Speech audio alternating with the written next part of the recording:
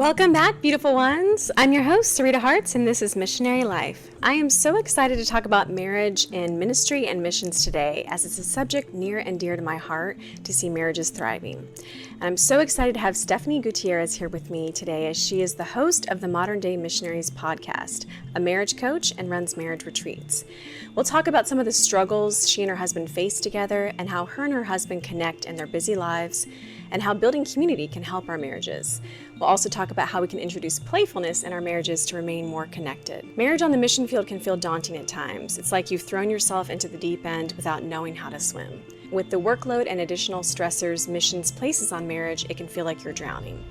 It can be a really isolating experience, far away from your family and friends, without their support. And often, you don't feel like you can tell anyone about the problems in your marriage for fear of judgment. With all these demands, it can feel like your marriage comes last. I know how hard it can be. I've been married 15 years, but the 6 years we spent in Uganda were some of the most challenging in our marriage. But they were also some of the most joyous times as well. Maybe you're in the same boat, so let's jump right in. Hi, Stephanie, welcome.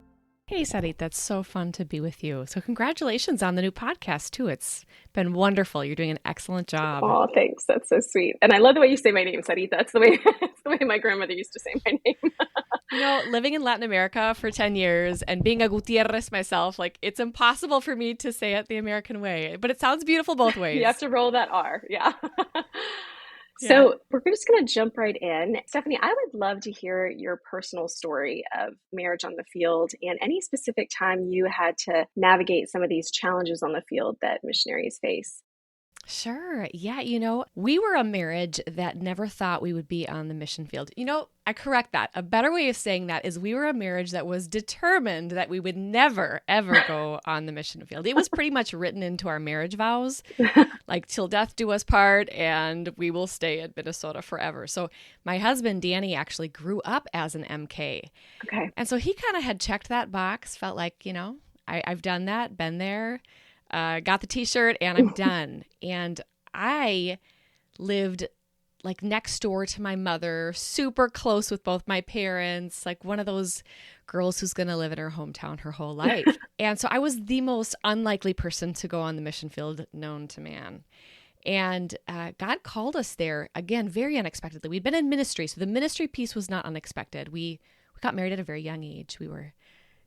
I was a year into college, so right after my freshman year. Oh. Danny was, I think, going into his senior year. And we knew we wanted to do ministry, so started out doing that, did that for many years.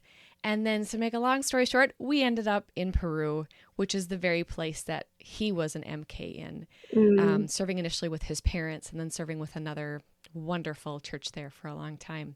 Wow. So yeah, I mean, that was... You're like, God, I told you I wasn't going to do this. And he's like, I'm sending you out. Oh, he's done all my nevers. So I'm done saying nevers. Although the great irony is we're so scared of those nevers when we're younger. At least for me, I was terrified that I'd grow up to be a missionary, terrified of so many things in life. And yet all of those nevers that got us fulfilled have ended up being some of the most fulfilling things in my life. Yeah. So I've just learned to trust him. But yeah, no more nevers. So for us, we went, I would have been 30 when we moved to Peru. Got married just before I turned 19. So we were about 11 years into our marriage at that point, 12 years. Yeah. And so we did the first half of our marriage here in Minnesota and then the next 10 there. And yeah, it was tough. You know, when we moved on the field, I wouldn't say that our marriage was in a bad place, but I would say that it was in a dry place. And yet we had this strong sense that we were supposed to be there. And when we moved over, it really gave us a chance. You know, you disconnect from all of your friends, you disconnect from your... And when I say disconnect, you move. So it's not that you don't communicate. It's different, though. You can't maintain them in the same way. So we're kind of just in this new environment where we don't know anybody. And I mean, it really reveals to you the state of your marriage, kind of like COVID did for a lot of people. Like you think you're doing a certain way, and then there's this massive change and things are stripped away. And all of a sudden we looked at each other and went, okay, so marriage is going to be different here. What does it look like without our friends? We had a rich community of friends, a rich community of faith.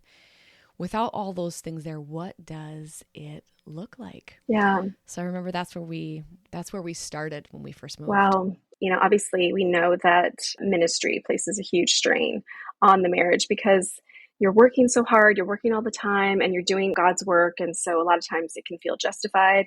And sometimes, the marriage can kind of fall by the wayside or just doesn't become the priority. So, was there anything that happened for you guys once you were serving where you found it difficult to connect?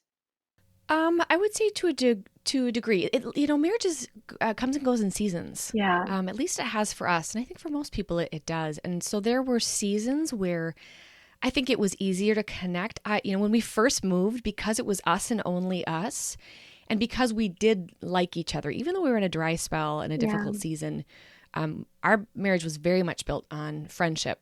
Not that we liked all the same things, but we had some common interests, and we just both were passionate about ministry. And so we really worked on the friendship piece. Even while things were exhausting and draining, we've always found, I would say, a breath of fresh air in each other, even in the difficult seasons.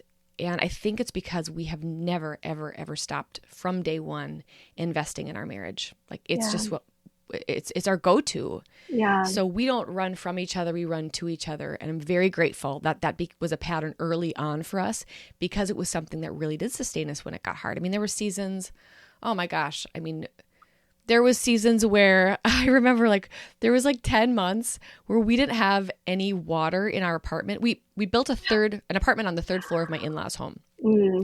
And the pipes all blew out. We had no water. We couldn't use a bathroom, kitchens. We're constantly going down into my in-laws' home, and they're amazing, but still, I mean, privacy's gone, and we're just exhausted, and they're doing construction next door. And so we heard a jackhammer every day for 5 hours. So and then great. there's all the ministry stuff going on top of it. And there's so many seasons like that. And this was in the middle of a huge, I'm thinking in Spanish, huaico, which is mudslide in Peru, which was devastating. That was a particular season I'll never forget. And we had multiples like that where ministry was wild, where Danny was traveling a lot for work because the girls were younger. But we always did our best to seek each other out, and then just were honest with each other about the things that we were thinking and feeling. One thing that was a grace for us, I will say, and maybe this is helpful to somebody who's listening, is in college, we both had the same degree. Not intentionally, it just happened that way. And it was in communication. And there were things, I swear, there were so many things that we learned in those 4 years that I think got us off on the right foot in marriage. I'm so grateful for it. And one of the biggest ones we would always use in the beginning that we still use to this day is the concept of metacommunication. And metacommunication is just communicating about communication. And so, when we first got married, Danny comes from this boisterous, loud Italian Peruvian family where it seems like everyone was yelling all the time and lots of big feelings and I know all about that. And I came from a family. Okay, so, yes. And then my family, we weren't quiet Scandinavians. We're kind of crazy Scandinavians. So we were also loud and funny, but in a very different way. And personality wise, if you know the Enneagram, I'm a 9. Yes. So like to go with the flow, like to make the peace. So when we Everyone's got married, happy. Danny, yes, can we all just be happy, please? It would make life so much easier. So Danny might come home and we both come home and he's sharing this big story that happened in his day. And I heard volume, and in my mind, volume was anger, because that's what I'd been exposed to in my past. Yeah. So he would be telling me something with big feelings and big volume, and I hear, "You are mad at me." And then I remember in college class, we learned metacommunication, and we were these cute little dorks. We'd always use our academic language in our conversations, and I'd go, "Metacommunication moment," and I ended up calling it meta. I'm like, "Meta moment, meta moment. I know that you are. I know in my heart that you're not mad at me because you told me you're not mad at me, but I can't hear beyond the volume that you're expressing this in. So I feel that you're angry with me.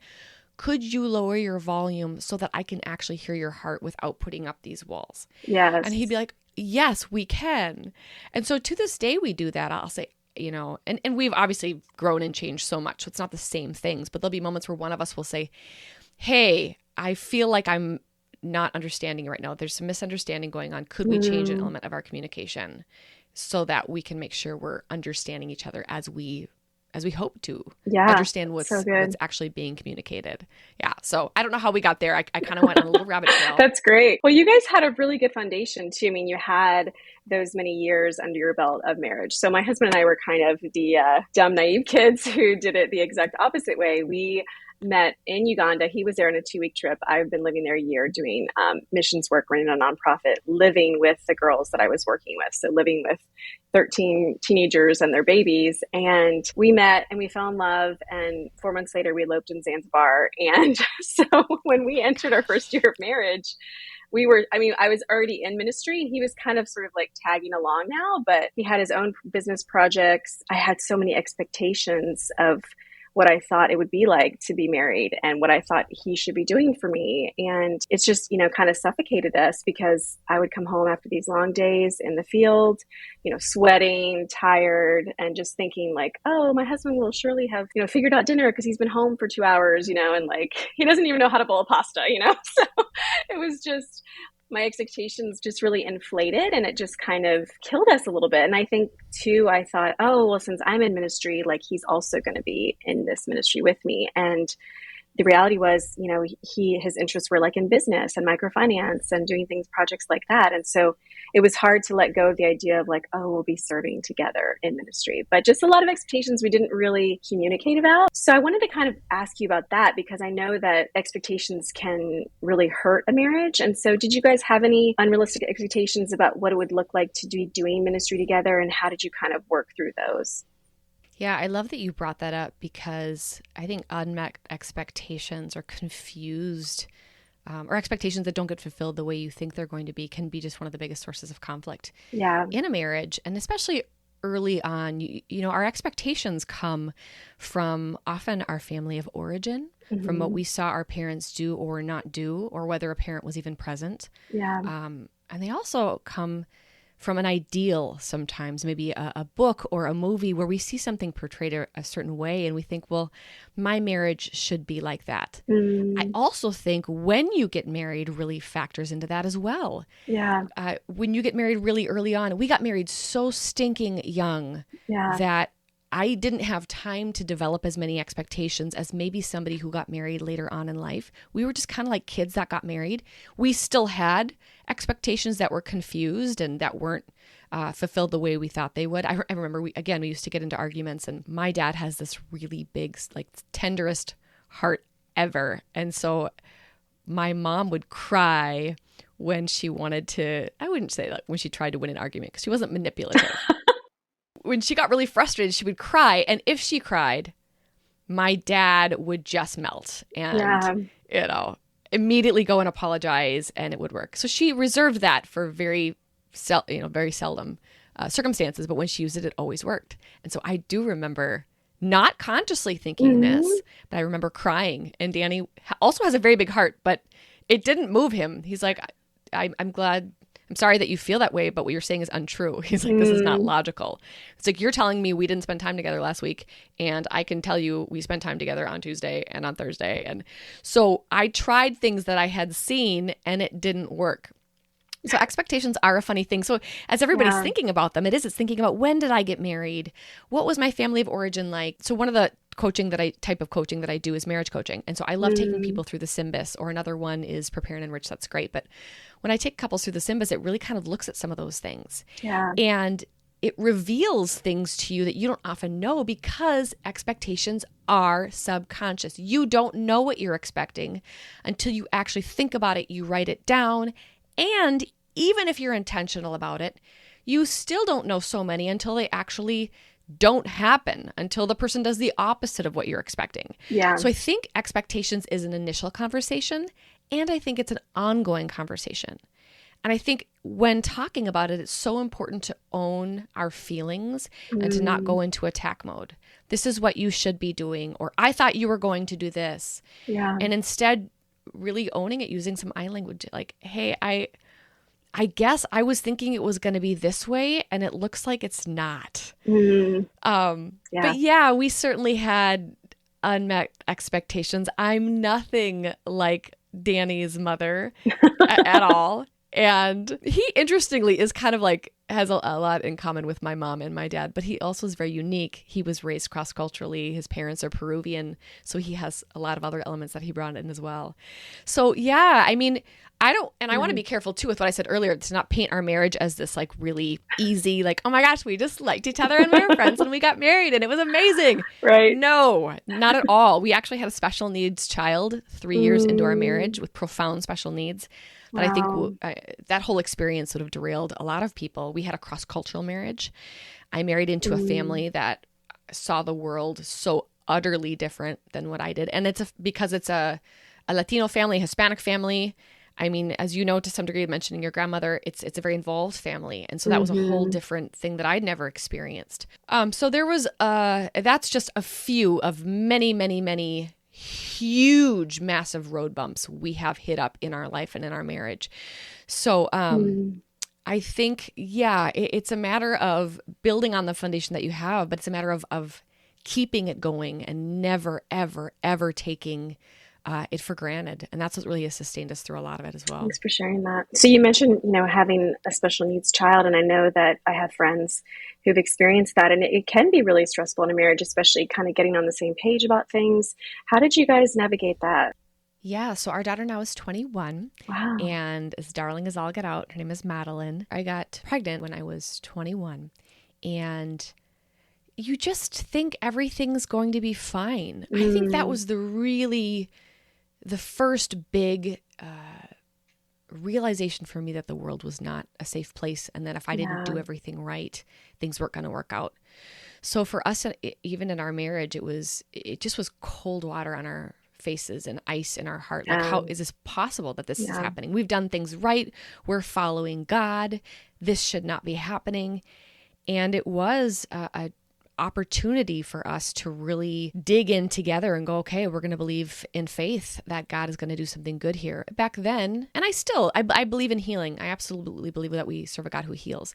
But our only way to believe was that God was going to completely and utterly turn things around. Total healing.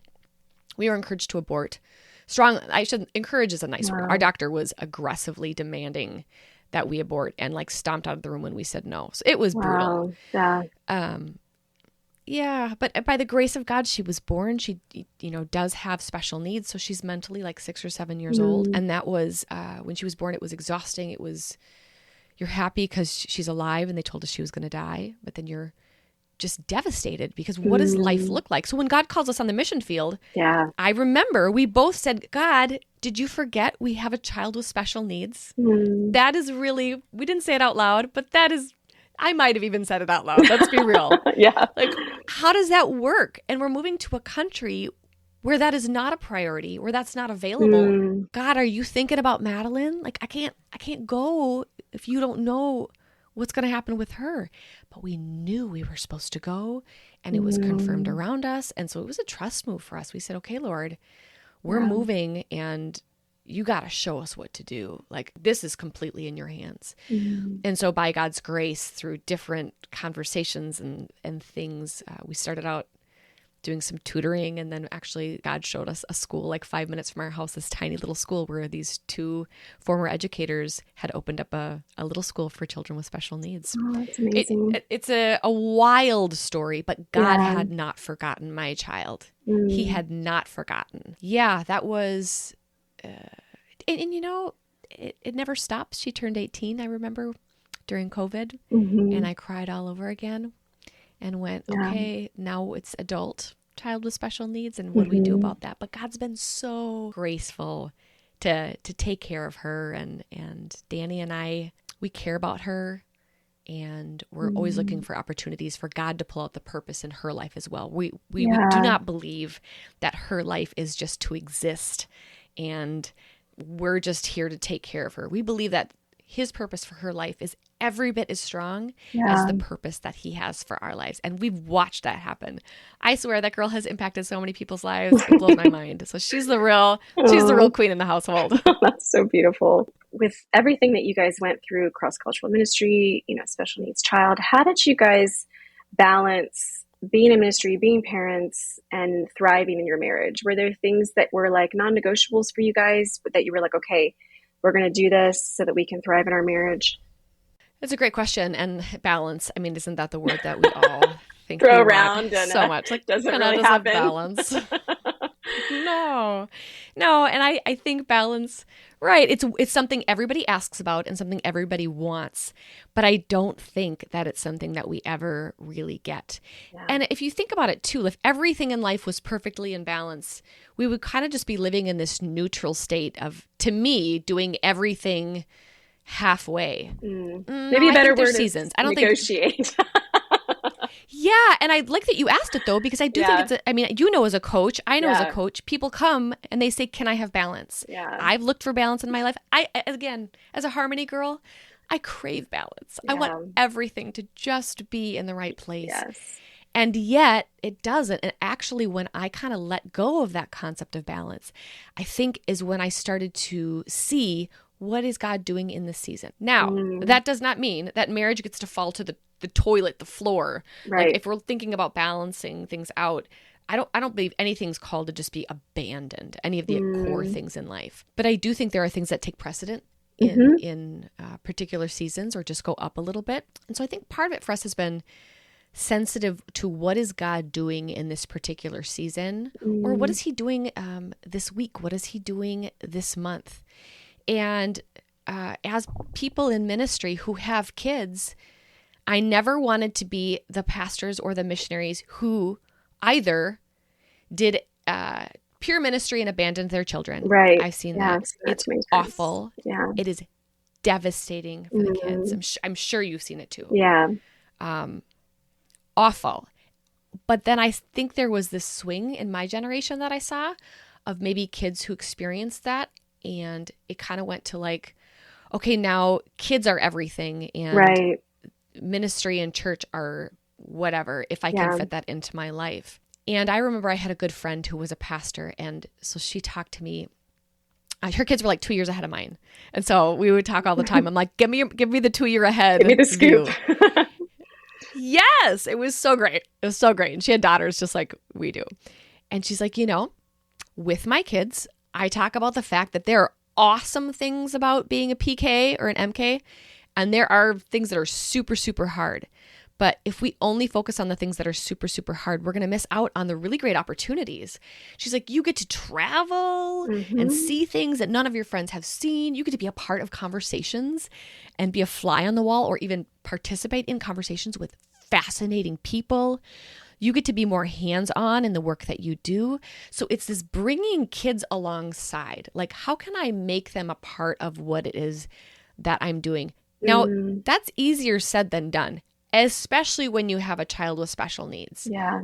Oh my goodness. Especially when, for Danny and me, a huge part of our calling, it hasn't been our primary, but a huge part of our calling since we got married, since a year into our marriage, we've been doing marriage ministry. It just has followed us wherever we went.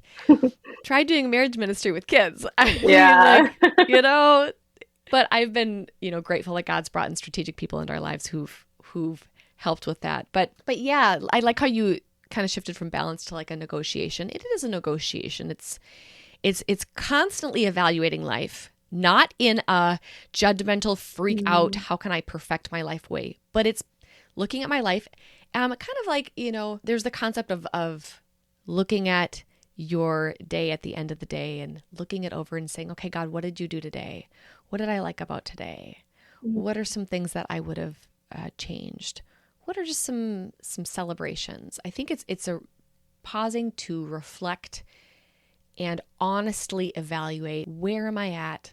Celebrate, please celebrate. People forget to celebrate. I forget to celebrate. Celebrate the good. Yeah. But then what are some things that I'd like to shift in this next season? So I'd love to tell you that I have these patterns and rules. I always wanted to be the person who was like, I do the same thing every day. We have, weekly date night on Friday, and we have, I have this exact time that I do the exact thing every day. That's not me. It's not. I love to make plans and edit plans and change them up.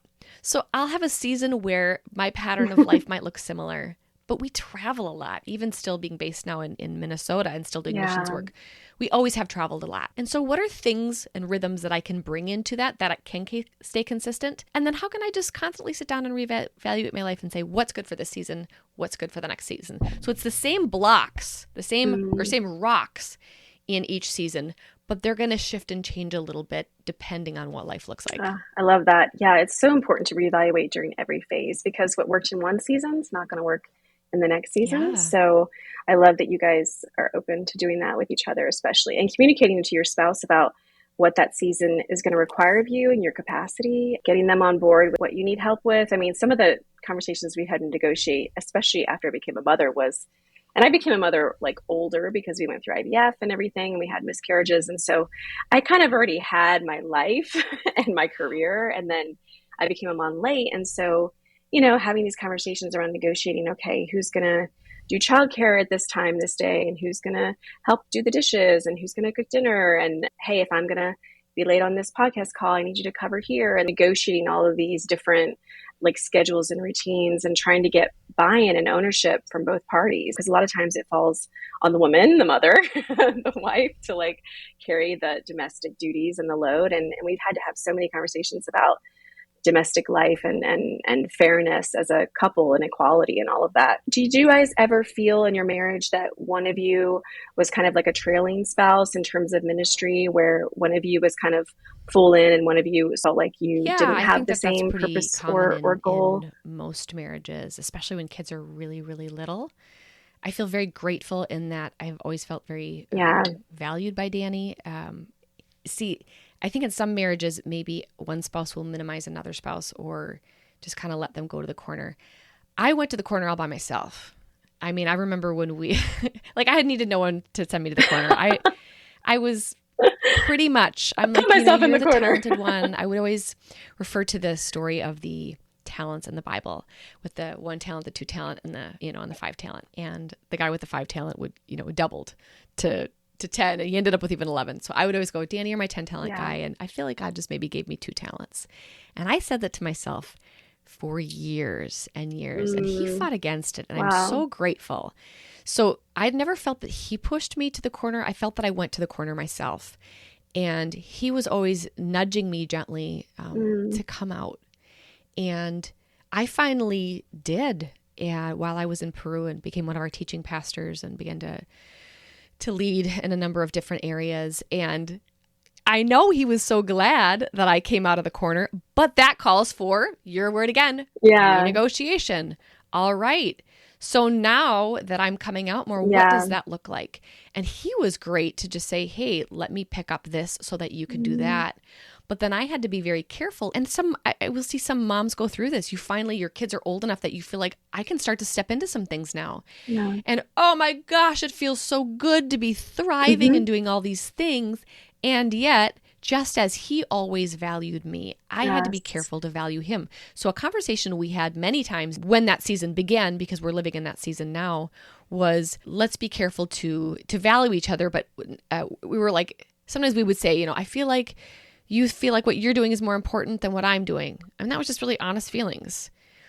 And so that was the conversation. Like, I apologize that this thing I said or this action I took, like one of us scheduling something without, checking with the other person, could sometimes signal like, hello, do you not realize that I need to do something too? And then looking at the kids. And in terms of role responsibilities and domestic duties, as you said, we are not your typical couple at all. And so our philosophy since day one has been whoever does it best and likes it most does it. So I've always loved doing finances. My parents taught me at an early age, and my mom does finances in our family. So I love numbers. So since day one, I've done our finances. I'm the techie one in the house. Danny can cook up a storm. That boy, his grandfather was an Italian chef, and his mom taught him how to cook. He is such an unbelievable cook. I am like, it's so out of control, like dinner party, beautiful, amazing. So I was like, awesome. I cooked for a season, when he was working and I was home with the kids when they were little. But ultimately in that negotiation period, we kind of just looked at each other and went, okay, in this season, What do you do best? What do I do best? What do I need help with? What do you need help with? So there are some standard roles that we have, but even like, for example, when we were in Peru, he did finances for a while because the bank wouldn't let me. And I'm like, well, this is my favorite household task and he hates it, but he took it on for a while. Just like me cooking for a season when the girls were little. I didn't like it, but I did it. So yeah, that constant renegotiation, I think is helpful. It's critical, I think. Yeah. It's so good, like that honest communication. And sometimes you honestly have to sit with yourself and figure out, what is it that I actually feel and what is it that I actually need? Because so often stuff is just coming at you, as a mom all the time. And so I think that my husband's done really well with like me asking for some very specific thing, and instead of being like, oh, like I need more help, with the, kids, or I need more help, with the house, or it's like, okay, specifically So what is good. like one thing you want me to do this week, to help you. I feel like men are very concrete, instead of this overarching, like, you never help me. Unfortunately, both of us do not like doing the dishes. Oh. So that is something in our house that like sometimes will go a day or two without getting done. But it's also this idea of really supporting that person in their dreams to pursue their dreams. And that's something that we've always taken very seriously because we believe each of us has a purpose to fulfill. And so we will, during certain seasons that's looked like, okay, my thing may take a slightly backseat while you launch this thing. Exactly. And then we'll flip it when it's like my turn. There's always a certain amount of equality there where we're like, okay, it's your turn, it's my turn, but both of us are going to make sure that we, fulfill our dreams. So what are some practical ways that you and your husband connect with each other and care for your marriage, especially during seasons that are stressful or busy? Go-tos is playfulness, doing things that are playful and that are fun. Yeah. It's one thing we talk about quite a bit. We do marriage conferences around the world, and especially with missionaries, I love talking about this because I think playfulness is one of the first things to go. We totally, so many demands. Yes, so and true. We're often surrounded by people with serious problems. So there's heaviness all around us. And how can I be playful and how can I be fun when I'm exhausted? Yeah. And it takes effort. It's not like, I think certain personalities do tend towards being more playful than others. And if that's the case, so in our relationship, that would be me a little bit. Well, we're both playful, but in different ways. But I'm just more like the squirrely one, as we'd say. And so if that's your personality, lean into that in a good way and pull on your spouse in it. And if you're the spouse who's being pulled on, give in, go with it. Like, don't be a stick in the mud. Don't be so weighted down. So it is communicating on that. And then it's just finding ways to do that. Like, you find your go-to ways. And you might not know that. For people who are listening, they might think we don't have a go-to way. I don't even know what that looks like. I literally have no idea of where to start. That's okay. Right. Because now you get to begin and find out. So for us, one of them is dancing. And that's not because we're good dancers. I mean, Danny is, not me. Oh, fun. I'm terrible. And I full on own it and love it. And I get to weird dance all I want. You're like, I'm just going to go out there and embarrass myself. We don't like go dancing. I just don't feel like people should maybe see this. Although we did try square dancing up here. Some friends dragged us. That was one of the funnest things I think I've ever done. But for dancing, it looks like us is having like a dance party in the house. And we'll pull the kids in and put on some loud music and just be goofy for a while. Or one thing our family loves to do is car dancing. So we will, so we've all had this experience. Nice. You're in the car. Or you're in, I know for some people, they don't drive cars where they're at, which I get, we rode buses for a while too. But if you find yourself in a vehicle or in an enclosed space where you're private, just putting on some music because you can just find yourself going somewhere, heading out somewhere, just cranky and just tired and weary. So for us, it's been a signal. We're like, who's the DJ? Yeah. So, and of course, kids, like, who doesn't love to be the DJ? We're like, who's the DJ? So somebody picks a song. And then all of a sudden, it just takes one person to start like getting a little weird. And then before you know it, the whole car is weird. And we get a really big kick out of it in our family because we love watching the reactions of other people on the road. It's our favorite thing. Danny and I started this when we were young newlyweds. And we'd be tired going to work early. And just, I'm the weird one, the weirdest one in the family. Let's be weird. So I would start just dancing and just being bizarre. And then Danny or I would peek out the window and we'd see the cars next to us and they would be like pointing and laughing. And I'm like, Danny, I just gave those people a gift. Right now, they get to go into work and tell their coworkers, I saw the weirdest girl in the car. I'm like, I just blessed those people's day. So yeah, it's become a funny thing for us. So maybe it's for you, it's something else. Maybe it's a board game. Maybe it is telling jokes or playing charades or whatever that is. Watching something funny together, like a really funny movie, and just letting yourself laugh. I have found seasons in life where I don't want to laugh, and I will like try and hold in a laugh because I don't want to. I don't feel like life should be funny. So playfulness involves intentionality and action, but it also involves a letting go of what's going on inside of me, around me, and just letting myself get caught up in the joy that exists in life. And I do understand for a lot of couples, your senses of humor are different. Our senses of humor are actually very, very different. Like Danny laughs at slapstick stuff. I mean, he can watch like America's Funniest Home Videos or any of those, shows where people are like bonking into each other and he'll be like crying on the floor. And I don't think they're funny at all. Yeah. And I think other things are so funny and he's just like, I don't even get it. So I'm saying that for everybody who's listening going, well, my husband's nothing like me. We are nothing alike in our senses of humor, but we have found things that work for us. So for couples listening, it's thinking about that. That's so good. What makes you smile? What makes you laugh?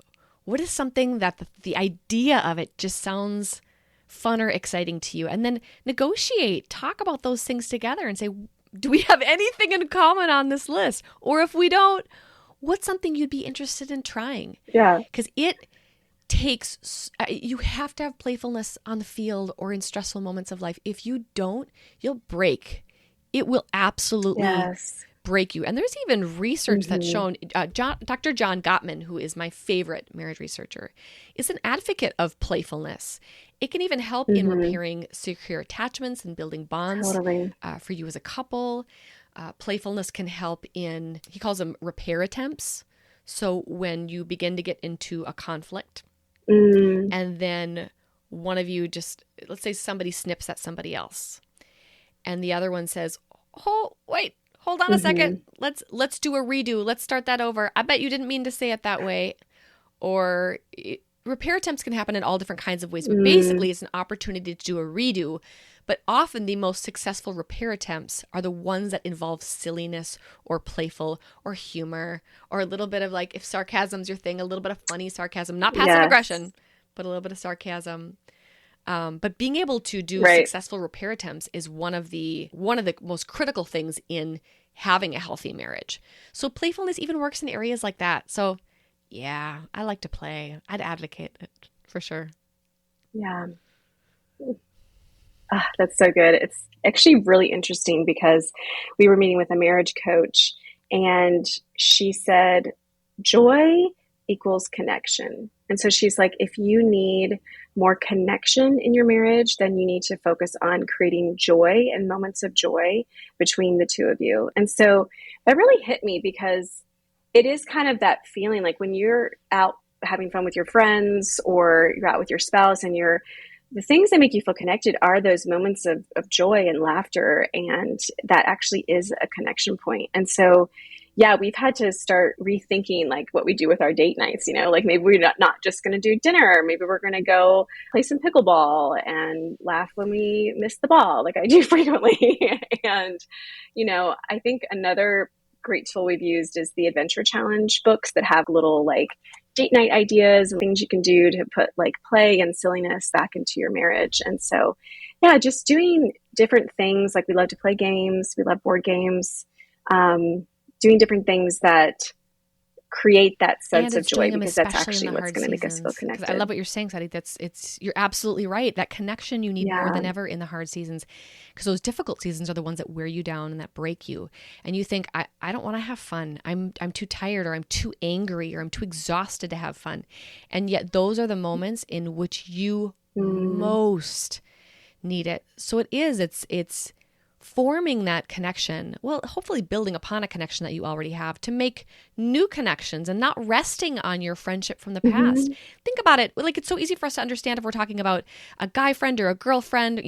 For girls, for us with a girlfriend, you would never think like, oh, well, we've been really good friends in the past, so we'll just keep being friends. It's just going to keep working. No, you get together because that's what happens, or that's what needs to happen for your friendship to flourish. But we take our spouses for granted. And I know for us in the difficult seasons, so something that we say frequently, which I love, I wouldn't change, we say it all the time, is we make a great team.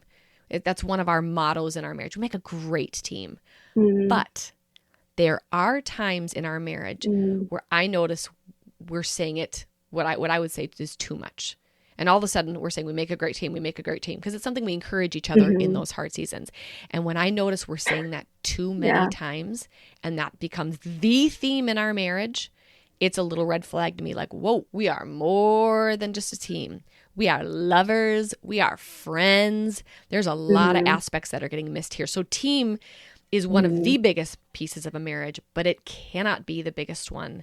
Friend has got to be in there. And so if you think about like a pie chart, when team is starting to take over and friend is starting to shrink into a little tiny slice, it's time to focus and grow that friend piece again. So yes, you're a team, but you are friends and lovers. Make love too.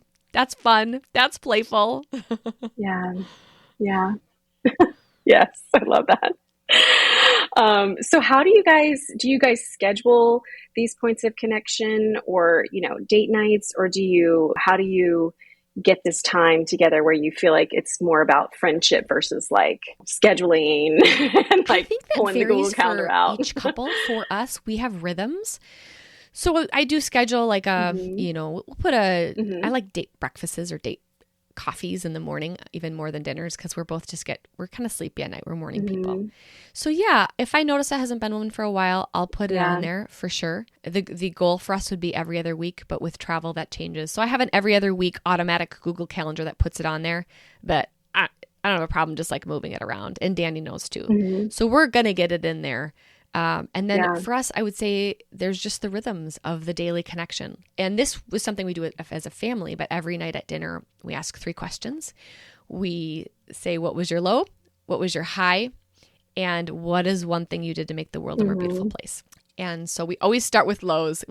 It's called highs and lows. A lot of people do it, but I'm always like, guys, we do our low first. Yeah, I try to do it. I try to do it with my 5-year-old, but he still doesn't get it yet. He's like, it did not always work. We used to ask a box of silly questions at dinner, like those table topics type ones. You can buy ones for your family. So when they were littler, that's what we did. And we even would do that sometimes into their older years. But our rhythm now for a while has been the low, the high, and then what'd you do to make the world a more beautiful place? So that's a rhythm that we have built into our dinner conversations. That's really fun. It gives us an insight into each other's days. And as a very positive person who, again, is wired away from conflict, I was like, I really want to do the low. And I have Madeline, our daughter with special needs, loves to tell me about like the really bad thing that happened at school. But I realized she needs to tell me that. And so the low can be a part of it too. So we start with the low, we get to the high, and then we end just with some beauty and bring, God especially into that conversation too. So that would be a rhythm I would say that we have that is a great point of connection. And then we just take time to talk a lot. We are both wired to talk. We're both verbal processors.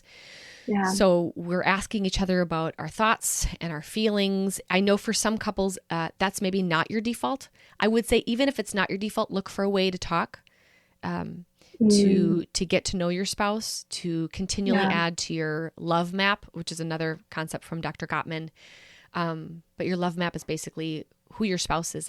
It's who they are, their thoughts, their feelings, their opinions, their past, their dreams, their ideas for the future. It's all the things that make them up. And that map lets us know who they are and how to get to them. And when our maps, when they get old, I mean, think about if we never updated a map. If you had an old-fashioned printout map and you carried that sucker around for 10 years and tried to navigate a city with the same map, you would get so lost. But how many of us get together with our spouses operating off an old map? And so I think if I still take this road, Danny loves when we talk about this particular topic, and I try and navigate that road. If I'm not paying attention and studying him and learning and having constant communication, I'm going to realize he's not interested in that road anymore. That doesn't work for him. It's kind of like when you're a mom and you have a baby. And before, all these things in your marriage that worked so well. Like, I know if I do this for Sarita, it gets her every time. Like, your husband just knows, like, this is the path to her heart. And then you have a baby and you're like, I don't find that attractive at all anymore. Would you just change a diaper? There's a new road on the love map, dirty diaper road. And that is the road, to her heart, or clean the house or something like that. But then those shift and change as the kids get older as well. Yeah. So it's this constant updating. So Danny and I like to say that, we have like a bachelor's. I have a bachelor's in Danny, and I'm working right now on my master's. And my goal is to someday get a PhD in him. So I study him. I ask about what he's thinking and feeling, and I make an effort. If you have a spouse who doesn't talk as much, I've got a lot of friends who, one of them are just not really big talkers. That's okay. Then it's still asking the questions, and it's maybe giving them the space to answer. Maybe they need the space to answer, and they can say, I can answer it tomorrow. Or when you ask a question, letting it sit there in the air. Some of us are like, so how's your day? How are you? And also let them sit and have the chance to answer it, or ask better questions. Ask better questions, not just how was your day, but what's something that put a smile on your face, or what's something that's frustrating you right now. If we can ask better questions, if we can listen better and ask a follow-up question, like instead of skipping to the next question, if you ask a question and they say something, really listen, and then maybe pick up on something what they said. Tell me more about that, or what was that like for you? We can do better in that, and it makes for interesting, fascinating conversations when we can take that time and space to let it breathe and to dig in a little bit more, and then respect your spouse. If they need space and they're like, I don't want to talk about it right now, that's okay. But don't give up. Ask again another day when they are ready to talk about it. Yeah. Totally. Yeah, I have this little box I ordered, and I'll have to put it in the show notes, but it's an emotional, healthy relationships box. I don't know. And it's a list of all these different questions, and you can pick categories like fun categories, getting to know you categories, childhood categories. And then like sometimes we'll just take them on dates and just ask each other questions. Because sometimes you're like, I want to know something new about you that I don't already know. I don't want to talk about our kid the whole time. So it's kind of a fun way to like spice it up and bring some more interesting conversations into the mix. And another thing that's really helped us is the 5 love languages. So knowing each other's love languages, knowing that for me, it was like, I want you to sit down and listen to me. So like quality time and affection, and his are like acts of service. And so it's knowing that what makes me feel loved isn't necessarily going to make you feel loved, but finding what makes you feel loved and doing that for you. And so that's really helped us in our marriage. So my last question for you is, do you have any words of encouragement for missionaries that may be struggling in their marriage right now? A week ago from Thailand, where we were doing a marriage retreat for 27 couples in Africa and Asia. And so I love that you asked this question, because I just got done sitting down, talking with people, hearing some of the things that are going on in their marriages. And missionary marriages are no joke. I mean, if people think it's hard to be married in regular life, it adds a whole nother layer of stressor. So it's cutting yourself some slack, but it's not so much slack that it becomes an excuse to just coast. So I would just say, if you're really having a tough time in your marriage, first of all, grace to you for taking your marriage into a place where it's going to be tested. It's kind of like somebody who signs up for the military. When you sign up, you're putting yourself in harm's way. Yeah. Like, this is not going to be easy. And so if your marriage is you're going through a tough time in your marriage, I'm not surprised. Please don't be surprised. That's normal. I think normalizing it is good. So many people feel so guilty just sitting in their corners all by themselves.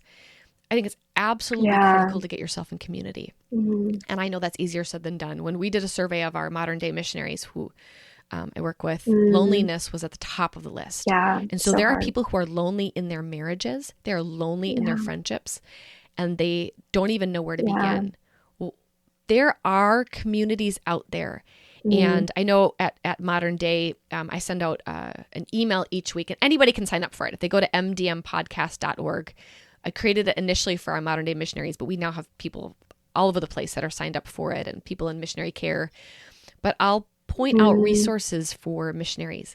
I did not avail myself of resources like that when I was in Peru because I did not know they existed. I had no idea that there were things like your podcast, Anita, like retreat centers, like counseling. There's a organization called Vallejo, and they provide counseling to global workers. They're amazing. I had no clue that was out there.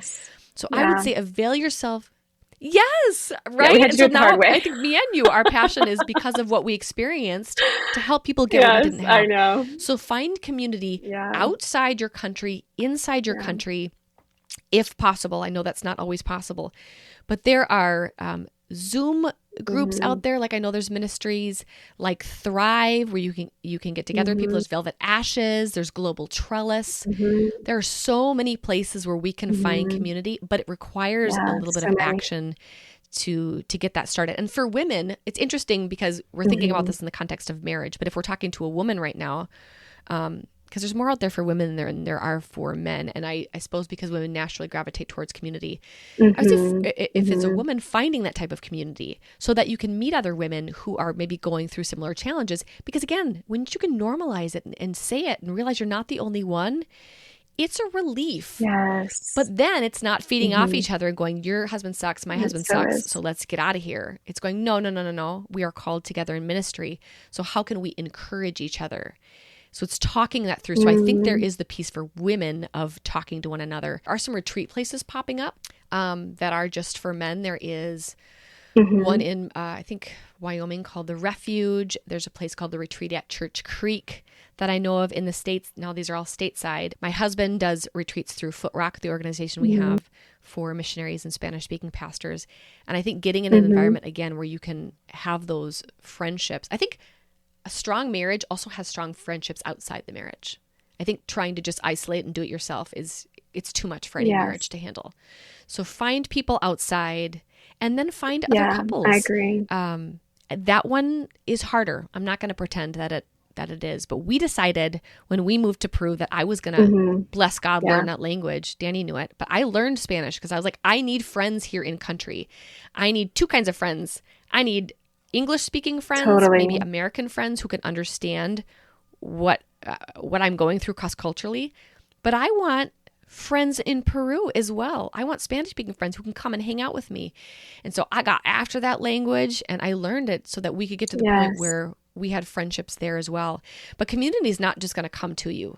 You got to go after it like a dog with a bone. But it is, it not only is it worth it is not enough. It is absolutely critical. You will not be able to sustain your marriage or your ministry calling without developing a community. And even if it just starts with one friend. When we first moved there, we had a couple that we became friends with, and we did weekly taco nights. I didn't speak Spanish yet. They were English speaking. We had weekly taco nights. But we got together every night for taco night and just laughed and were squirrely. And it was an Alka-Seltzer for our soul. So those would be a few things. I sometimes I feel bad saying it because I feel like people think the one thing they can't get is community and the one thing they have to have is community. And yet I cannot make something else up. So yes, get some counseling from Vallejo or any of the other wonderful counselors out there. There's coaches out there who work with missionaries as well. Avail yourself of those, but don't neglect community.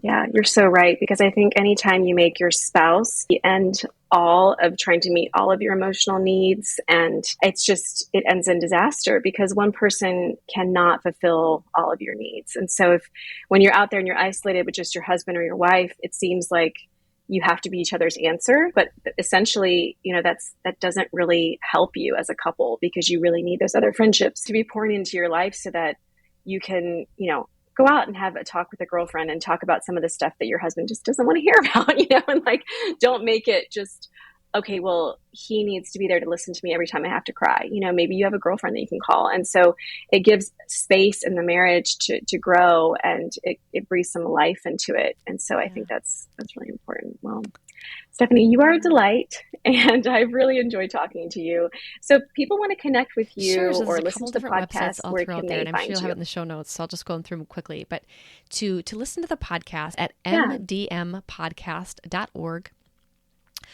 If they want to find out about some of the work that we're doing with Footrock, they can go to footrock.org. If they want to find out about some of the marriage things that Danny and I do, it's dannyandstephanie.org. And then I think I've got my personal website on there as well. And if they want to find out about Modern Day, if they're looking for an organization to be able to receive support through, it's been a wonderful one for us for years, and that's modernday.org. So lots of places they can go and check it out. I'm not on Facebook, Perfect. but I am on Instagram. And just love encouraging Okay. missionaries and what they do. Thank you to all the people who are listening for what you do, Sarita, and I get it. And you guys are absolute heroes. And so keep pressing in. You can do this. You can do this. Yeah.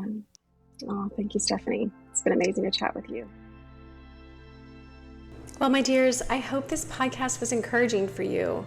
Sustaining a marriage on the field with the culture shock, stress, power and water outages, parenting, and exhaustion is perhaps one of the most difficult things you'll ever do. So I'm proud of you. I'm proud of you for embarking on a journey where you knew that you'd be tested. Proud of you for sticking it out even when it's difficult. Taking the time to prioritize your marriage, love sacrificially, and be playful with your spouse will reap many rewards. There is no perfect marriage. There are only two people trying to love one another with God's help. So if you're having a tough time in your marriage right now, know there is no shame in getting help. You are not alone. There are marriage counselors who can walk beside you as you grow and change as individuals and as a couple. You can still build beautiful memories together, even on the field. They might be some of the happiest of your life. So keep going. I do want to note here that there are many reasons why a marriage may not work out. So if that's the case for you, please feel no guilt or shame in listening to this episode. And if for some reason you are being emotionally, physically, or verbally abused by your partner, please reach out to me or someone else like a marriage counselor for support. You do not have to be hurt in your marriage, and you do not have to suffer alone.